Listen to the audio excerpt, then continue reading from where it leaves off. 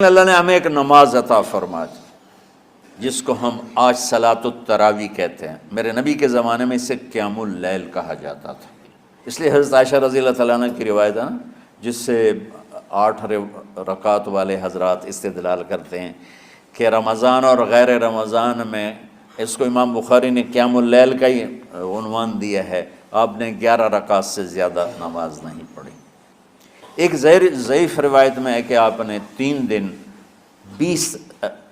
دن پڑھائی نماز، یہ تو صحیح روایت ہے۔ کتنی رکعت پڑھائی؟ تو ایک ضعیف روایت میں ہے کہ 20 رکعت پڑھائی۔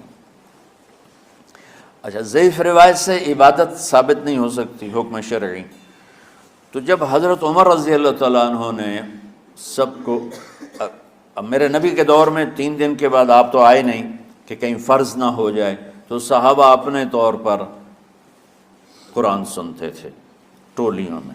صدیقی دور میں 2 سال وہ فتنوں میں گزرا، تو اس میں بھی اسی طرح چلا کہ ٹولیوں میں ہوتے تھے۔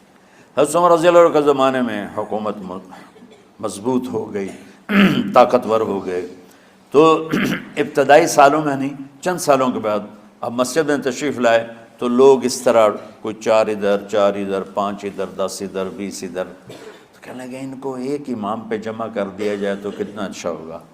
تو آپ نے سب کو اکٹھا کیا اور ابی بن کعب رضی اللہ تعالیٰ عنہ کو امام بنایا اور سب کو ایک نماز پہ جمع کر کے 20 رکعت کا حکم عطا فرمایا۔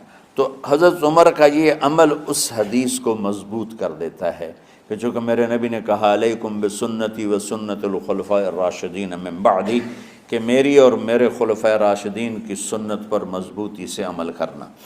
تو حضرت عمر کا جو 20 رکعت طے کرنا ہے، اگر ان کا اپنا اجتہاد ہے تو بھی ہمارے لیے عمل کے لیے کافی ہے، اور اگر ان کو یہ یاد ہے کہ میرے نبی نے 20 پڑھی تھیں تو اور زیادہ اچھی بات ہے۔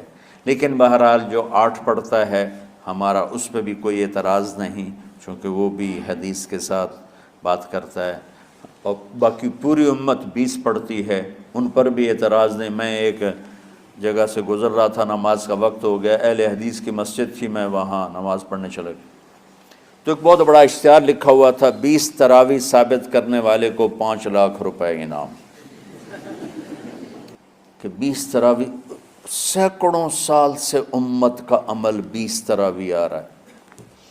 تراویح کا نام جو پڑھا، مجھے یوں لگتا ہے کہ اہل مکہ، یعنی اہل مکہ جو تھے نا، وہ 4 تراویح پڑھ کے ایک طواف کرتے تھے، تو وہ آرام کے لیے ہوتا، ترویحہ آرام، تھوڑی دیر کا آرام، تو 4 تراویح کے بعد ایک طواف کرتے تھے۔ وہ چھوٹا سا طواف 10 منٹ میں ختم ہو جاتا تھا، اور پھر 4 تراویح پڑھتے تھے، پھر طواف کرتے تھے، پھر 4 پڑھتے تھے، پھر طواف کرتے تھے۔ یہ صحابہ کے تھوڑے بعد کے دور کی بات۔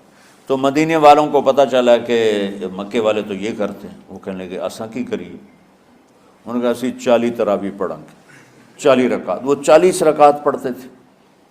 تو نوافل میں کوئی سختی نہیں کہ بھائی 8 سے زیادہ نہیں پڑھنی، بدعت ہو جائے گی، اور 20 پڑھنا بدعت ہے، یہ سب جہالت کی بات ہے۔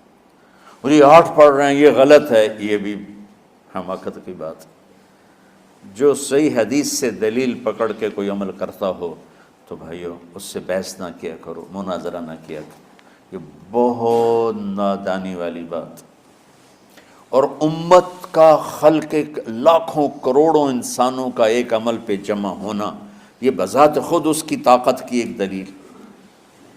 اور حرمین جب سے میرے رب نے حضرت عمر نے 20 رکعت شروع کی، آج تک وہاں بھی ساری مساجد میں 8 رکعت تراویح ہوتی ہے، لیکن حرمین کی مسجد میں 20 رکعت، ادھر بھی ادھر بھی۔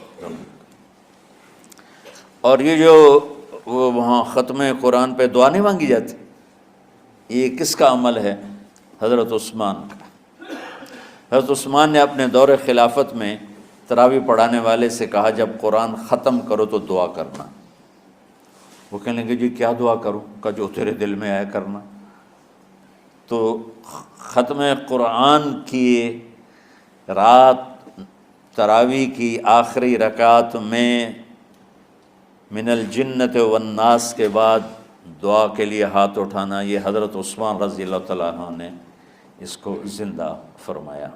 اور امام دعا کرتا تھا 1 منٹ 10 منٹ 20 منٹ جتنے بھی، اور پیچھے لوگ آمین کہتے تھے۔ وطر کی جماعت نہیں ہوتی تھی، وطر کو باجماعت حضرت علی رضی اللہ تعالیٰ عنہ نے شروع کی کہ وطر کو بھی باجماعت پڑھا جائے، تو یہ ان کی سنت ہے کہ وطر کو باجماعت پڑھا گیا۔ تو اب یہ لہٰذا یہ سارے سنت جو کام ان خلفۂ راشدین سے ہوا وہ بھی سنت ہے۔ تو اللہ نے ہمیں ایک عبادت دے دی کہ میرا قرآن پڑھو اور سنو۔ پہلی امتوں کو تراویح کیوں نہیں تھی یا قیام اللیل کیوں نہیں تھا؟ کہ ان کو اپنی کتاب یاد ہی نہیں ہوتی تھی، وہ اپنی کتاب کے حافظ نہیں ہوتے تھے، وہ اپنی کتاب یاد ہی نہیں کر سکتے تھے، صرف نبی کو یاد ہوتی تھی۔ اللہ نے ہمارے لیے کتنا آسان کر دیا کہ 7 سال کے یہ چھوٹے چھوٹے بچے قرآن یاد کر رہے ہیں، 70 سال کا بوڑھا قرآن یاد کر رہا ہے۔ یہیں یہ مولوی یوسف صاحب کا ساتھی تھا، یا پتہ نہیں ان سے پہلے تھا، سلمان، مولوی سلمان، آج کل امریکہ میں ہوتے ہیں، ہماری ایک شاخ چلا رہے ہیں ماشاءاللہ۔ وہ شروع میں یہاں تھے، تو یہاں تراویح پڑھانے کے لیے ہمارے پاس حافظ کوئی نہیں تھا، وہ حافظ نہیں تھے، وہ صبح بیٹھ کے شام تک 1 سپارہ یاد کرتے اور رات عشاء کی نماز میں سنا دیتے۔ 30 دن میں قرآن یاد کر کے سنا دی۔ مطلب یہ سنی سنائی بات نہیں، ہمارے اسی حسنین، اسی ممبر اور محراب کی بات کہ یہیں اسی مسجد میں انہوں نے صبح سے مغرب تک یاد کرتے تھے اور پھر عشاء میں کھڑے ہو کے سنا دیتے تھے۔ پیچھے ہوتے تھے لقمہ کوئی دینے والا شاید، لیکن بہت خوبصورت پڑھ کے 1 دن میں یاد کر کے سنا دیا۔ اور ایک مجھے نام بھول گیا کہ 3 دن میں قرآن یاد کیا، 10 سپارے 1 دن میں یاد کیا، 10 دوسرے دن میں یاد کیے، 10 تیسرے دن میں یاد کیے۔ وَلَقَدْ يَسَّرْنَا الْقُرْآنَ لِلذِّكْرِ فَهَلْ مِن مُدَّكِرٍ۔ تو اللہ تعالیٰ نے اس کو نصیحت کے لیے بھی آسان کیا ہے اور یاد کرنے کے لیے بھی آسان کیا ہے۔ کوئی کتاب پہلے یاد نہیں ہوتی تھی کسی کو، ماشاءاللہ تم میں کتنے حفاظ بیٹھے ہیں اللہ کے فضل سے۔ تو اللہ نے ہمیں رات کی نماز عطا فرمائی، اور چونکہ یہ ایک مشقت ہے تو میرے نبی نے کہا یہ رات کی نماز کے ہر سجدے پر 1500 نیکی لکھی جاتی، 1500 نیکی لکھی جاتی۔ اور اللہ تعالیٰ ہر سجدے پر جنت میں ایک محل بناتا ہے جس کے 60,000 سونے چاندی کے دروازے ہوتے، اور ایک درخت اس کے لیے لگاتا ہے جس کے نیچے 100 سال گھوڑا دوڑ سکتا ہے۔ تو رمضان کا اہتمام آپ رجب سے شروع فرما دیتے تھے۔ میرے نبی نے 9 رمضان دیکھے، 9 رمضان اپنی زندگی میں، 9 رمضان۔ 10ویں رمضان سے پہلے آپ اللہ کے پاس تشریف لے گئے۔ آپ کی زندگی میں روزے فرض ہونے سے آپ کی وفات تک 9 رمضان گزرے، اور میں قربان جاؤں اپنے نبی پر، اپنی امت پہ کیسی شفقت تھی۔ آپ سحری کھاتے تھے بالکل آخری وقت، ادھر بلال اذان دے رہا ہے اور ادھر آپ آخری لقمہ کھا رہے ہیں، اور ادھر سورج نیچے ہوا اور آپ کھجور منہ میں۔ ایک آدمی اوپر کھڑا ہوتا تھا مدینے میں تو وہ چھت پہ، گھر کی چھت پہ کھڑا ہوتا تھا، سفر میں ہے تو وہ کسی پہاڑی پہ کھڑا ہوتا تھا۔ جو ہی سورج کا کنارہ نیچے جاتا اب فوراً وہ کہتا یا رسول اللہ قد غربت، تو آپ کھجور منہ میں ڈال لیتے تھے، یا پانی، کبھی پانی سے افطار فرماتے تھے، کبھی کھجور سے افطار فرماتے تھے، کہ میری امت پہ بھوک کا وقت کم سے کم آئے۔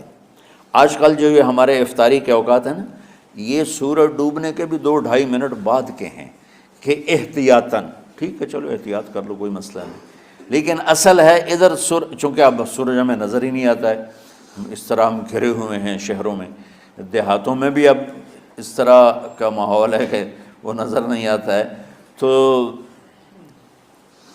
بہتر کہ ادھر سورج غائب ہو، ادھر لقمہ منہ میں جائے، لیکن یہ تب ہے جب آپ نظر آ رہا ہو۔ اب جب آپ یہاں بیٹھے ہو حسنین میں تو یہاں تو کوئی سورہ نظر نہیں آئے گا، یہاں تو منار ہی نظر آئے گا، تو لہٰذا احتیاط ٹھیک۔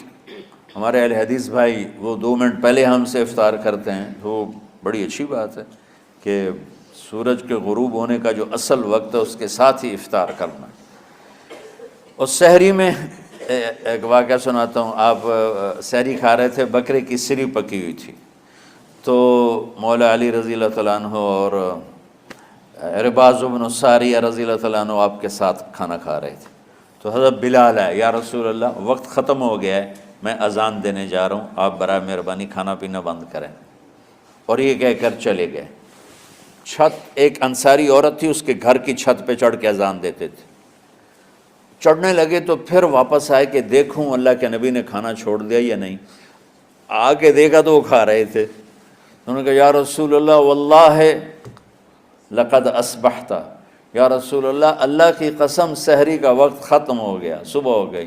تو آپ نے ہاتھ پیچھے کر لیا، کہہ رہے تیرا بھلا ہو بلال، ابھی وقت باقی تھا، تیرے قسم کھانے پر اللہ نے اس کو پہلے نکال دیا کہ تیری قسم کہیں جھوٹی نہ پڑ جائے۔ تو حضرت علی نے فرمایا کہ اگر بلال قسم نہ کھاتے تو جب تک میرے نبی کھاتے رہتے صبح صادق نہیں ہونی تھی۔